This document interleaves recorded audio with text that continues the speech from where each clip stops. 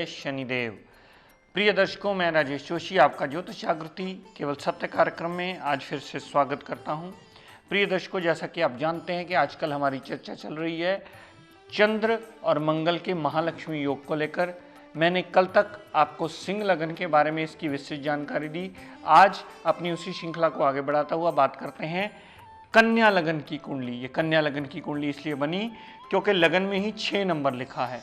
लगन में 6 नंबर लिखा होने से एक कन्या राशि बनती है। कन्या लगन की कुंडली बनी जिसके स्वामी बनते हैं बुध देवता।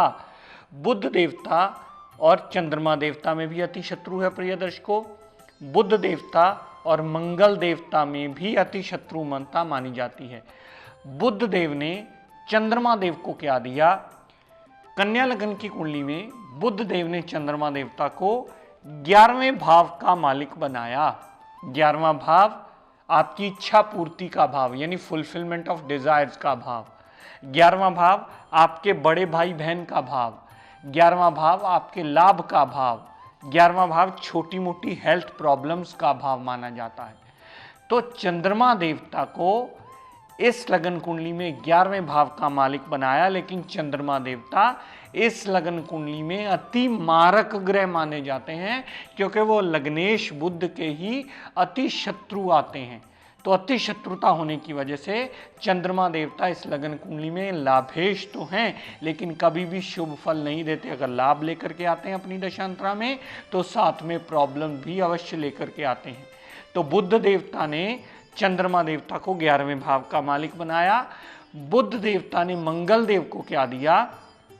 बुध देवता ने मंगल देवता को 3रे भाव का मालिक बनाया। 3रा भाव हमारी छोटी मोटी यात्राओं का, 3रा भाव हमारे पराक्रम का, 3रा भाव छोटे भाई बहन का, 3रा भाव हमारे हार्डवर्क, हमारी बाजुओं का माना जाता है।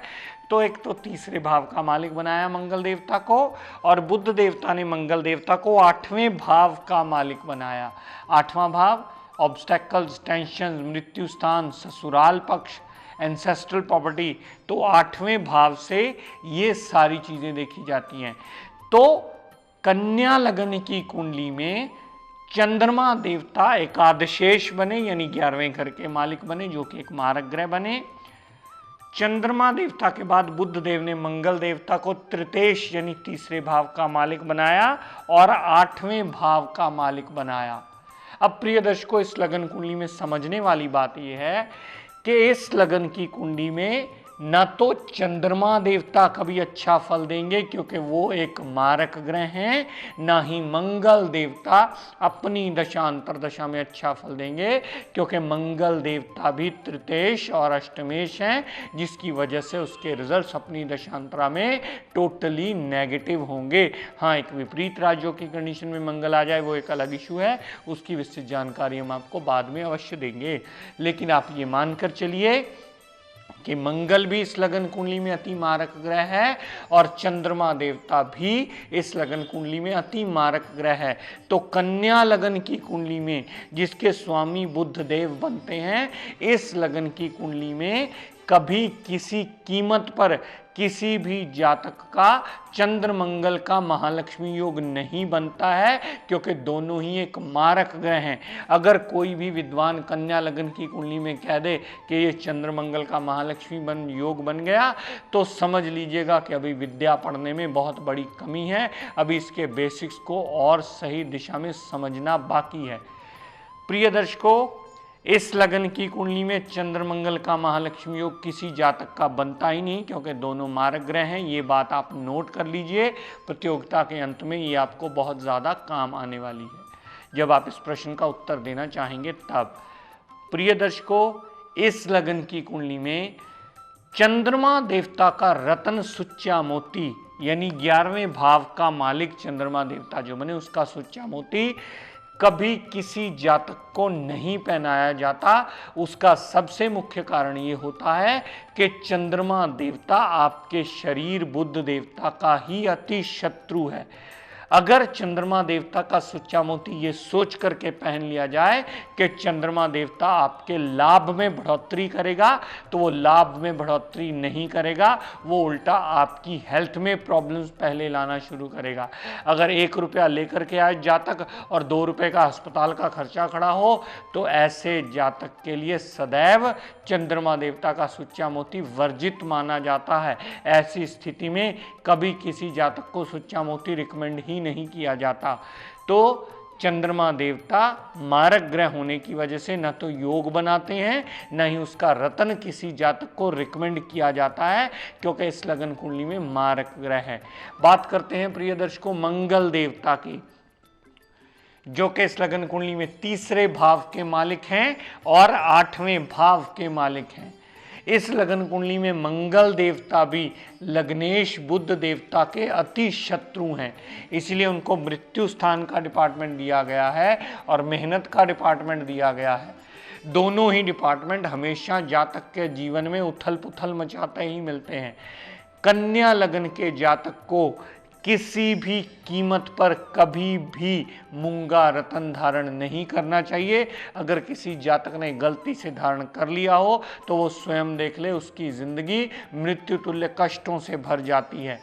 चाहे मंगल विपरीत राजयोग की स्थिति में आकर अच्छा फल देने में बाध्य ही क्यों ना हो जाए, चाहे मंगल 6, 8, 12 में आकर अपनी दशा अंतरदशा में अच्छा फल देने में सक्षम हो, लेकिन प्रिय दर्शकों इस लगन की कुंडली में न तो कभी किसी कीमत पर मोती धारण कीजिएगा, न ही कभी किसी कीमत पर मंगल देवता का रत्न मूंगा धारण कीजिएगा। ये सदैव हर कन्या लगन के जातक को वर्जित माना जाता है। प्रिय दर्शकों अगर ध्यान से नोट करें तो ये सदैव याद रखिएगा, इस लगन की कुंडली में चंद्रमा देवता डिग्री वाइज बलाबल में जितना कमजोर होगा उतना ही अपनी दशा अंतरदशा में उसे बचने का रास्ता जातक को देता रहेगा, जिसकी कन्या लगन की कुंडली है वो। क्योंकि चंद्रमा एक मारक ग्रह है और मारक ग्रह का डिग्री वाइज बलाबल में कम होना उसके मार्कित्व में कमी लाता है। इसी तरह बात करते हैं मंगल देवता की प्रिय दर्शकों, जो कि 3रे और 8वें घर के मालिक हैं, जो कि ऑब्स्टेकल, टेंशन और मेहनत के मालिक हैं। अगर मंगल देवता भी इस कुंडली में डिग्री वाइज बलाबल में कम होंगे तो उसका जितना डिग्री वाइज बलाबल में कमी होगी उतना ही कुंडली के लिए वो चीज़ शुभ मानी जाएगी। कुंडली मारक ग्रहों के कमजोर होने से उल्टा बली होती है। ये एक बहुत बड़ा फार्मूला है प्रिय दर्शकों, इस बात को सदैव स्मरण रखिएगा। मारक ग्रह जितने कमजोर होंगे, 2-4 डिग्री के कम में आएंगे, उतना ही उनके मार्कित्व में कमी आएगी। कारक ग्रह जितने डिग्री वाइज कमजोर होंगे उतना उनके कारकित्व यानी शुभता में कमी आएगी। ये बात आपको सदैव स्मरण रखनी होगी। योग कारक ग्रह कुंडली में तब तक योग कारकता के फल देता है जब तक उसकी प्लेसमेंट अच्छी जगह ना हो। अगर उसकी प्लेसमेंट बिगड़ गई तो कभी अच्छा फल नहीं देंगे। आप किसी भी कुंडली को लाइव उठा करके देख सकते हैं। कुंडली में योग कारक कहे जाने वाला ग्रह अगर बुरी जगह प्लेस्ड हो जाए, 6, 8, 12 में प्लेस्ड हो जाए, नीच अवस्था में चला जाए, अस्त अवस्था में चला जाए, 0 डिग्री हो जाए, 29 डिग्री हो जाए, तो अपनी दशा अंतरदशा में वो कभी अच्छे रिजल्ट देने में सक्षम ही नहीं होता। योग कारक ग्रह सिर्फ तब अच्छे रिजल्ट देने में सक्षम होता है जब वो अच्छी जगह प्लेस्ड हो और उसमें डिग्री वाइज इतनी क्षमता हो कि वो रिजल्ट देने के काबिल बने, तब जातक को अच्छे फल मिलते हैं। अन्यथा जातक के अच्छे फलों में योग कारक की दशाओं में भी जातक रोते कलपते ही मिलते हैं। उसका कारण यही होता है कि उसकी प्लेसमेंट और उसकी सक्षमता हम देखना भूल जाते हैं। जिस भी ग्रह की आपकी लगन कुंडली में दशा अंतरदशा चल रही हो, अगर उसकी सक्षमता इतनी नहीं है कि वो रिजल्ट देने के काबिल हो तो वो कभी रिजल्ट देगा ही नहीं। अगर उसमें डिग्री वाइज बलाबल हो और उसकी प्लेसमेंट गड़बड़ हो जाए तो भी उसके रिजल्ट में बहुत बड़ी कमी आ जाएगी और ये कमी जिंदगी में आपको पूर्ण करनी होगी। अगर खुद पहले किसी चीज़ को आप ना समझ पाएँ तो किसी विद्वान की आसपास मदद ले लें, ताकि वो बता दे कि आपकी जन्म कुंडली में इसे कैसे सुधारा जा सकता है और कैसे इससे अच्छे और रिजल्ट्स लिए जा सकते हैं। मारक ग्रहों का कमज़ोर होना कुंडली को अच्छा करता है और कारक ग्रहों का कमज़ोर होना कुंडली को कमज़ोर करता है। कारक ग्रह अच्छी जगह प्लेस्ड हो, उनके रत्न धारण करके कुंडली को मजबूत किया जा सकता है। मारक ग्रहों का कमज़ोर होना सदैव कुंडली के लिए शुभ माना जाता है। तो प्रिय दर्शकों, कन्या लगन की कुंडली में चंद्रमा जो कि 11वें भाव के मालिक हैं, मंगल देवता जो कि तीसरे और 8वें भाव के मालिक हैं, इस लगन की कुंडली में दोनों ही मारक होने से कभी भी चंद्र मंगल का महालक्ष्मी योग नहीं बनता है, वो सदैव वर्जित माना जाता है, क्योंकि दोनों मारक ग्रह हैं। जो चीज़ें आपके शरीर की अति शत्रु बन जाएं वो कभी आपको राजयोग की पदवी दे करके अपने जीवन यापन में बहुत अच्छा रिजल्ट्स नहीं दे सकती। कुछ सिर्फ विपरीत राजयोग के एक्सेप्शनल केसेस हैं, उनके रिजल्ट्स अलग से देखे जाते हैं। तो प्रिय दर्शकों, जैसा कि आप जानते हैं हमारी एडमिशन्स ओपन हो चुकी है। आप में से जो भी जातक सीखने के इच्छुक हों वो अपने फॉर्म्स कलेक्ट कर सकते हैं। तो इसी के साथ आपको आज का टिप ऑफ द डे देता हूं, नोट कर लीजिए। मेरी कोशिश रही है जब से ये प्रोग्राम मैंने शुरू किया है, घर की बरकत के बारे में, घर की सुख समृद्धि के बारे में, घर से लंबी बीमारी ना जा रही उसके बारे में मैं आपको कोई ना कोई टिप देता चला जाऊं, जिससे आपका जीवन यापन आसान होने में वो टिप मददगार सिद्ध हो। तो अपनी इसी श्रृंखला को प्रिय दर्शकों कंटिन्यू रखता हुआ घर में बरकत के लिए टिप देता हूं, क्योंकि आप जानते हैं कि आजकल महंगाई बहुत बढ़ चुकी है। हर आदमी अपना कहीं ना कहीं खर्चे से परेशान ज़रूर होता है। आमदनी अगर 10,000 है तो खर्चा कहीं ना कहीं 12,000 का उसका खड़ा होता है। तो घर में अगर छोटी छोटी चीज़ों की प्रिकॉशन हम रख के अपनी बरकत को बढ़ोतरी करने में सहायक सिद्ध हो सकें तो हमारे लिए बहुत अच्छा सिद्ध होता है ये फार्मूला अडॉप्ट किया हुआ। अगर प्रिय दर्शकों आप अपने घर का कूड़ेदान सदैव ढक कर के रखें तो वो घर की बरकत को बढ़ोतरी करने में बहुत बड़ा मेजर रोल प्ले करता है, क्योंकि कूड़ेदान साक्षात राहु केतु देवता माना जाता है। अगर उसे खुला रखा जाए तो राहु केतु की एनर्जी घर में फैलती है, नेगेटिव जर्म्स फैलते हैं, वो आपकी घर की बरकत को नेगेटिव करता है। तो कूड़ेदान को सदैव ढक कर रखें ताकि राहु केतु का प्रभाव न्यूट्रलाइज होता रहे और आपके घर की बरकत में सदैव बढ़ोतरी होती रहे। तो प्रिय दर्शकों, आज अपनी वाणी को यहीं विराम देता हुआ हम सब के लिए मंगल कामना करता हुआ शनिदेव से ये प्रार्थना करता हूँ कि हे शनिदेव हम सब पर अपनी कृपा दृष्टि दया दृष्टि सदैव बनाए रखें। जय शनिदेव। प्रिय दर्शकों, आप सब लोगों के लिए बहुत बड़ी खुशखबरी, आज वो दिन आ गया है जिसका आप बहुत देर से बड़ी बेसब्री से इंतज़ार कर रहे थे। हमारे इंस्टीट्यूशन ने एडमिशन्स ओपन कर दी हैं।